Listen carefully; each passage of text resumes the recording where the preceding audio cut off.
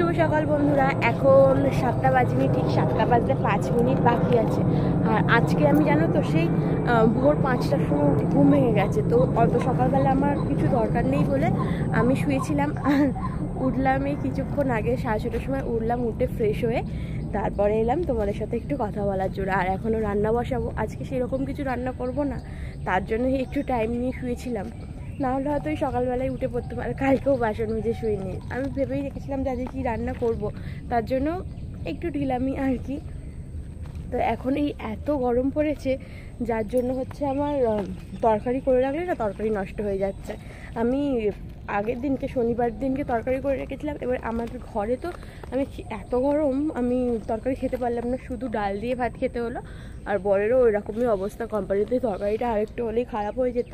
তার জন্য ও বলছে যে আর তরকারি না করে একদম প্লেন ভাত করো আর ডাল করো, আমটাম দিয়ে ডাল করো, তাতেই একদম বিন্দাস খাওয়া হবে। তো ওইটাই ভেবে শুয়েছিলাম রাত্রিবেলা, ওইটাই করব। তার জন্যই আর কি একটু দেরি করে ঘুম থেকে উঠেছি। এখন অনেক টাইম আছে, বড় আজকে একটু দেরি করেও যাবে কাজে, সেই 8:30টার সময় বেরাবে, মানে 8:30 না, 8:15-20 দিকে বেরাবে। তো তার জন্যই ভাবলাম একটু শুই। এমনিতেই তো রাতে ঘুম হচ্ছে না এই গরমের জ্বালায়, যে পরিমাণ গরম পড়েছে। রাতের বেলা শুতে গেলে মনে হচ্ছে যেন চিতায় শুয়ে আছি। আর আবার কথার মধ্যে এতক্ষণ তো বেরোতো, এখন আবার আর এইসব বেরিয়ে যাচ্ছে কথার মধ্যে। যাই হোক, চলো ব্লগটা কিন্তু কন্টিনিউ করতে থাকো। আর বাসনটা ধুয়ে নিয়ে গিয়ে বাসন ধুয়ে তারপরে রান্না বসাবো, তোমরা সাথে থাকো।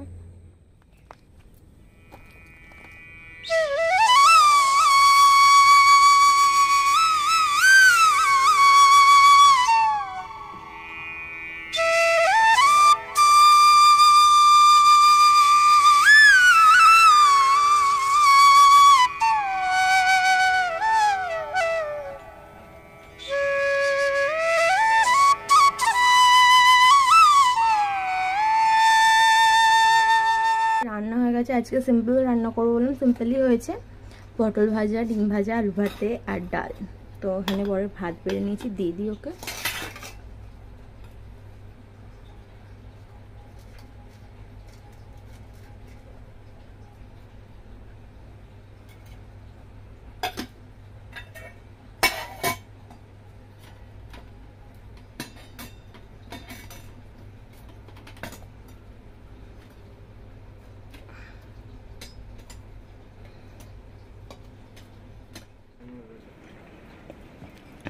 যাও।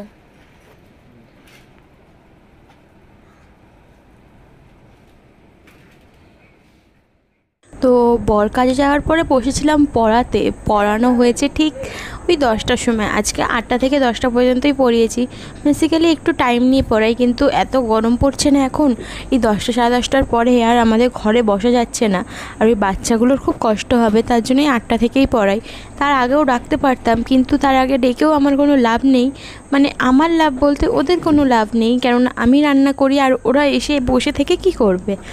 তো এইদিকে অনেকগুলো জল খালি হয়ে গেছিলো, মানে জলের বোতল খালি হয়ে গেছিলো, সেগুলো ভরে আগে ফ্রিজে ঢুকিয়ে দিলাম। আর এই ডিপ ফ্রিজটা না পুরো বরফ ভর্তি হয়েছিল, একদমই খোলা যাচ্ছিল না।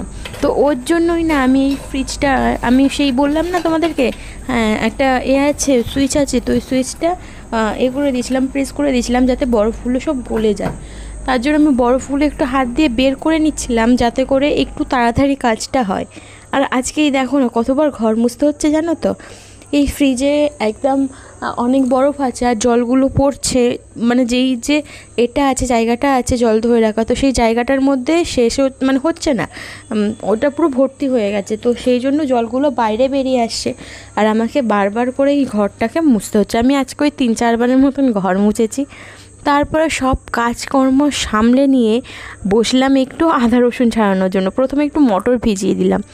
বহুদিন ঘুগনি বানানো হয়নি, অনেক দিন, 1-1.5 মাস হয়ে গেছে মনে হয়।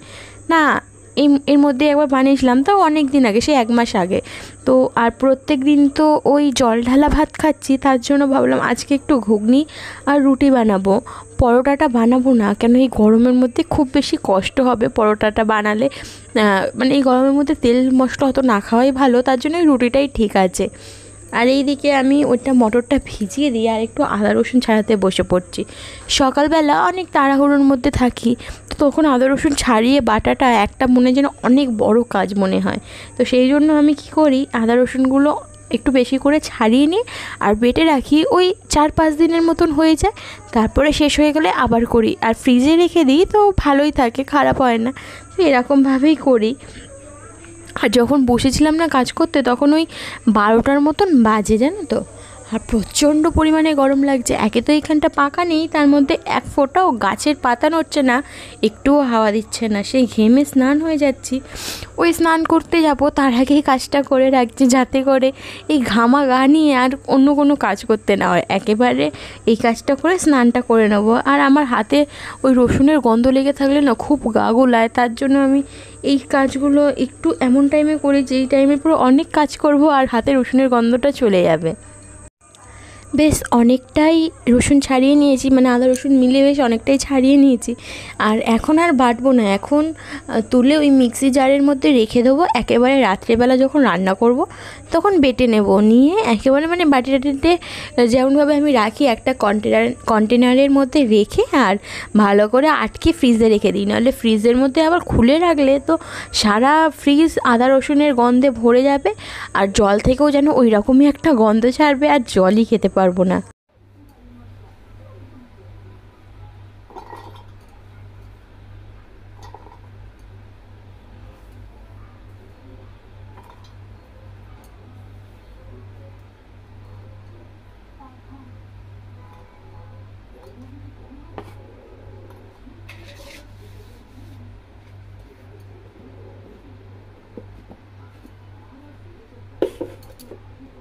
আবার অনেকক্ষণ পর এলাম, এখন ওই 1:40 মতন বাজে।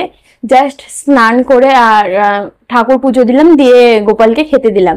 দিয়ে এবারে ভাবলাম যে আমিও খেয়ে নিই, কেন অনেকটাই বেলা হয়ে গেছে। এই গরমের জন্য না একদমই খেতে ইচ্ছা করছে না, কিন্তু খাবারটা না খেলে সেই নষ্ট হয়ে যাবে, এত গরমে থাকবেও না। আর ফ্রিজে যে রাখবো, ফ্রিজও এখন মানে ফ্রিজ চলছে কিন্তু ফ্রিজ ঠান্ডা হচ্ছে না। তার কারণ হচ্ছে ফ্রিজে যত বরফ ছিল সেই বরফগুলোকে গলানোর জন্য একটা সুইচ থাকে ফ্রিজের মধ্যে, সেই সুইচটা আমি কালকে রাত্রে টিপে দিয়েছি। কেননা এত বরফ হয়েছিল যে ডিপ ফ্রিজ খোলা যাচ্ছিল না, কোনো বরফ নেওয়া যাচ্ছিল না, প্রচন্ড বরফ হয়েছিল। তো ওইটা করে দিয়েছি। দিয়ে এখন এবারে আস্তে আস্তে বরফগুলো গলছে, প্রায় 90% গলে গেছে, আর একটু বাকি রয়েছে। ওটা হয়ে গেলে তারপরে আবার ফ্রিজের সব খাবার ঠান্ডা হবে। তো এখন ফ্রিজের জলও ঠান্ডা হচ্ছে না, জানো তো, জাস্ট হালকা একটু ঠান্ডা হচ্ছে ফ্রিজের জল। আর এই গরমের মধ্যে রুম টেম্পারেচারে যে জলগুলো আছে, মানে ঘরের যে জলগুলো রয়েছে, সেগুলো খেলে তো মনে হচ্ছে না কেউ গ্যাসে একবার করে ফুটিয়ে দিয়েছে জলগুলো। তো সেই জলগুলো খেতে পাচ্ছি না, ওই ফ্রিজে যা হালকা পাতলা ঠান্ডা হচ্ছে জল, সেই জলই খেতে হচ্ছে। তো চলো একটু দাঁড়াও, আমি খাবারটা নিয়ে আসি, তারপর আবার তোমাদের সাথে একটু কথা বলছি খেতে। আর এই যে খাবারটা নিয়ে চলে এসেছি, তোমাদের তখন দেখালাম সকালবেলা যে কী কী রান্না করেছি। এই যে ডাল, আলু ভাতে, আর পটল ভাজা, পাঁপড় ভাজা। আর ডিমটা আমি আর আমার জন্য ভাজিনি, এখন ভাল লাগছে না ভাজতে গরমের মধ্যে। ওখানে এখন যদি ডিম ভাজতে বসি তাহলে আমি একদম পুরো চিকেন তান্দুরি হয়ে যাবো। টক ডাল করেছি কেন জানো, তার আলুটাও এরকম সাদা সাদা, আমি কখনো এরকম সাদা সাদা আলু মাখা খাই না, কিন্তু ওই যে খাবার নষ্ট হয়ে যাচ্ছে না এই গরমে। আর পেঁয়াজ দিয়ে ভালোভাবে লঙ্কা দিয়ে আলু ভাতে মাখলে সেটাও কেমন একটা বাজে গন্ধ ছেড়ে যাচ্ছে, আর খেতেই পারি না। এখন যেহেতু এত দেরি করে খাচ্ছি, যদি আমাকে ওরকম ভালোভাবে খেতে হয় তাহলে ওই 10টা-11টার মধ্যে খেয়ে নিতে হবে, আর নয়তো ফ্রিজে রেখে খেতে হবে। তো ফ্রিজে রেখে খাবার আমার একদমই ভালো লাগে না, ফ্রিজের খাবার খেতে। তার জন্য এরকম সিম্পল খাবার করেছি, গরমের মধ্যে শরীরটাও ঠিক থাকবে, খাওয়াও যাবে ভালো করে, পেট ভর্তি করে একটু শান্তি করে খাওয়া যাবে। তো চলো খেয়ে নিই, তারপরে আসি তোমাদের সাথে কথা বলার জন্য। ব্লগটা কিন্তু কন্টিনিউ করতে থাকো। গুড ইভিনিং এভরিওয়ান, এখন সময় 8:20 বাজে, আর অনেকক্ষণ পর এলাম আজকে তোমাদের সামনে। বিকেলবেলা আজকে যে দুপুরবেলা ঘুমিয়েছিলাম না, আজকে ঘুম থেকে উঠেছি অনেক দেরি করে, আজকে 6টার সময় ঘুম থেকে উঠেছি। তারপর থেকে আর এই গরমের জ্বালায় কিচ্ছু ভালো লাগছিল না, কোনো ব্লগ কন্টিনিউ করতে ইচ্ছা করছিল না। কিন্তু যেহেতু তোমরা আমার ফ্যামিলি, আর আমি প্রত্যেক দিন তোমাদের সাথে সব কিছু শেয়ার করি, তার জন্য এই ব্লগটা আবার কন্টিনিউ করলাম। তো এখন ওই বললাম 8:20 মতন বাজে, আর রান্না বসাতে যাব। প্রচণ্ড গরম, কী যে গরম পড়েছে তোমাদেরকে কি বলবো, এত বেশি গরম। এই মাঠের ধারে ঘর তো, তারপরেও যেন গরম ছাড়ছে না। তাহলে ভাবো যাদের মানে বাড়ির আশেপাশে কোনো গাছপালা নেই তাদের কত গরম লাগছে। আমাদের বাড়ির আশেপাশে কত গাছপালা আছে, মাঠ, মানে সবুজ মাঠ পুরো, তাতেই এত গরম লাগছে যে থাকতে পারছি না। পুরো দেখো মানে ঘাম পুরো ভর্তি হয়ে যাচ্ছে শরীরে, মুখ টুক কতবার ধুচ্ছি যে তার ঠিক নেই। আর দুপুরবেলা একটুখানি ভাবলাম স্নান করে শান্তি পাবো, স্নান করার পর যেন আরও শরীরটা জ্বালা করছে। মানে ওই ঠান্ডা থেকে হট করে একটা গরম লাগলে যেরকম হয় না, ওই রকমই স্নান করছিলাম, তখন একটু শরীরটা ঠান্ডা হচ্ছিলো। আর তারপরে হট করে যখন এই ঘরটায় ঢুকলাম এত বেশি গরম, কি বলবো তোমাদের, আর ভালো লাগছে না। এই গরমটা যে কবে যাবে। আমার বরাবরই একদম শীতকাল খুব পছন্দ, আমি একদমই সামার লাভার নই। তো এই গরমকালটা কবে যাবে জানি না। সবে বৈশাখ মাস এখনও চলছে, এখনও বৈশাখ শেষ হয়নি, এখনও আরও জ্যৈষ্ঠ মাস পর্যন্ত তো গরম, একদম এই গরমটা থাকবেই। আর এখনও পর্যন্ত দেখো বৈশাখ মাস শেষ হতে যায়, আর কয়েকদিন বাকি আছে। তো এখনও পর্যন্ত কালবৈশাখী আসার কোনো নাম নেই। আর যখন আমাদের ঘরটা নিচু ছিল তখন চাইতাম না যে ঝড় হোক বৃষ্টি হোক, তখন প্রত্যেক সময় ঝড় বৃষ্টি, প্রত্যেক সময় ঝড় বৃষ্টি। আর এখন চাইছি, এখন আর জলের কোনো কষ্ট করতে হবে না, এখন চাইছি বৃষ্টি হোক একটু, ঝড় হোক একটু, মানে না ঝড় নাই হোক, ঝড় হলে অনেক মানুষের অনেক ক্ষতি হয়, তো বৃষ্টিটা অন্তত একটু হোক যাতে ওয়েদারটা একটু ঠান্ডা থাকে। তো এখন সেটাও হচ্ছে না, মানে যখন যেটা চাইবো তখন সেটা পাবো না, এটা একদম ভগবান ঠিক করেই রেখেছে যে আমি যেটা চাইবো সেটা কখনোই হবে না। তো চলো, অনেক বকবক করছি তোমাদের সাথে। প্রেশার কুকারটা বসিয়ে এসেছি, কটা সিটি পড়লে কি জানি 2 কি 3টে পড়বে। মটর ভিজিয়েছিলাম না ওবেলা, মটরটা এখন করে নিচ্ছি, নাহলে আবার কখন করতে ইচ্ছা করবে না ইচ্ছা করবে ঠিক নেই। তো ওটাই প্রেশার কুকারে বসিয়ে এলাম। আর মটরটা তো অন্তত একদিন আগে ভিজালে অনেক ভালো করে ভিজে যায়, কিন্তু আমি যেহেতু আজকে আবার দুপুরবেলা ভিজিয়েছি তো অতটা ভালোভাবে ভেজিনি, তো অনেকগুলো সিটি মারতেই হবে, তো ওই জন্য বসিয়ে দিলাম জানো তো। আর কলে জল আসেনি, কি বলবো, দুপুর থেকে কলে জল আসছে না, একটুও জল নেই ঘরে। বর এখন গেল জল আনতে, ও জল আনবে তারপরে বাকি রান্নাগুলো করব। আর ওই যে টুকটাক কিছু বাসনপত্র পড়েছে, সন্ধ্যাবেলা মুড়ি খেলো, তারপরে সকালবেলা টিফিন নিয়ে গেছিলো ওই বাটিটা, মানে টিফিন বাটিটা, সেইগুলো আর ম্যাক্স খেলো, তো সেইগুলো এখন একটু ধুয়ে নেবো, নিয়ে তারপর রান্নাটা করব। জল এলে তারপরে রান্না করতে পারবো।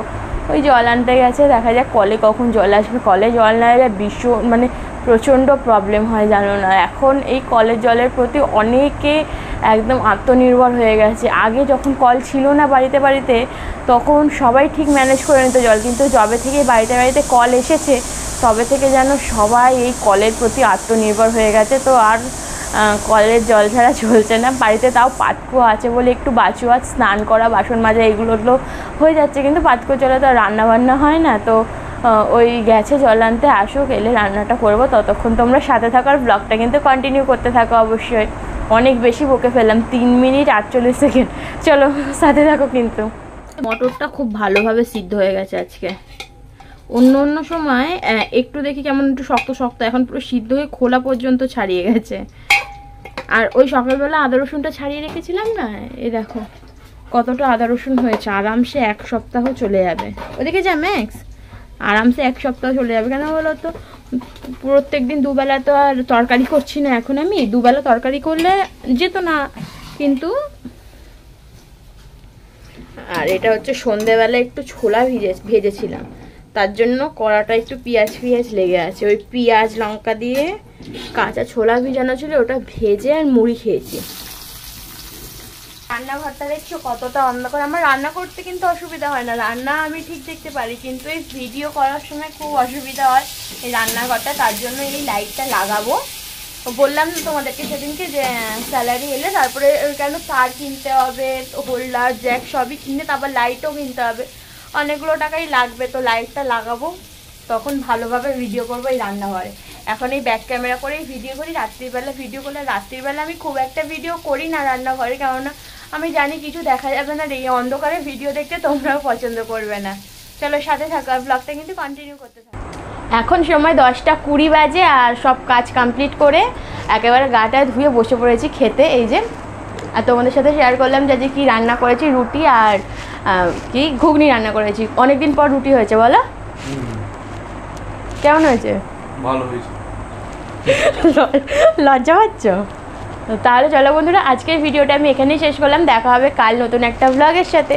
আর তোমরা যদি আমার ভিডিও পছন্দ করে থাকো তাহলে একটা লাইক কমেন্ট ও শেয়ার করো, চ্যানেলটা কিন্তু সাবস্ক্রাইব করে আমার পাশে থেকো। আর যারা ফেসবুক পেজ থেকে ভিডিওটা দেখছো তারা পেজটা আমার ফলো করে দিও। চলো সবাইকে টাটা।